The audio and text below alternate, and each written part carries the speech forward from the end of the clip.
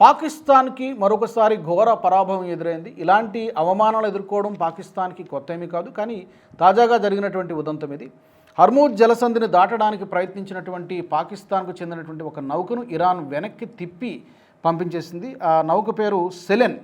దానికి కారణం ఏం చెప్తున్నారంటే, లీగల్గా పాటించాల్సినటువంటి నియమాలు, నిబంధనలు, పర్మిషన్లు ఏమీ పాకిస్తాన్ తీసుకోలేదు కాబట్టి దీన్ని మేము అనుమతించలేము అని చెప్పి ఇరాన్ కుండ బద్దలగొట్టినట్టుగా పాకిస్తాన్ మొహం మీదనే చెప్పేసింది. కారణం ఏంటంటే చాలా రకాల కారణాలు ఉన్నాయి. ఈ మధ్యకాలంలో ఖమేనీని అంతమొందించడం వెనక పాకిస్తాన్ కూడా పరోక్షంగా అమెరికాకి, ఇజ్రాయెల్కి సపోర్ట్ చేసింది అనేటువంటి వార్తలు కూడా ఉన్నాయి.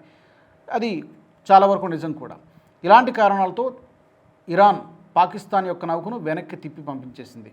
అంతేకాదు రీసెంట్గా మేము మధ్యవర్తిత్వం వహిస్తాం, ఇస్లామాబాద్లో చర్చలు జరపడానికి మేము వాతావరణాన్ని క్రియేట్ చేస్తామని చెప్పి పాకిస్తాన్ తగుదనమ్మా అంటూ ముందుకు వచ్చింది. కానీ ఈ యొక్క ప్రపోజల్ని అటు అమెరికా యాక్సెప్ట్ చేయలేదు, ఇజ్రాయెల్ యాక్సెప్ట్ చేయలేదు, ఇటు ఇరాన్ కూడా అంగీకరించలేదు.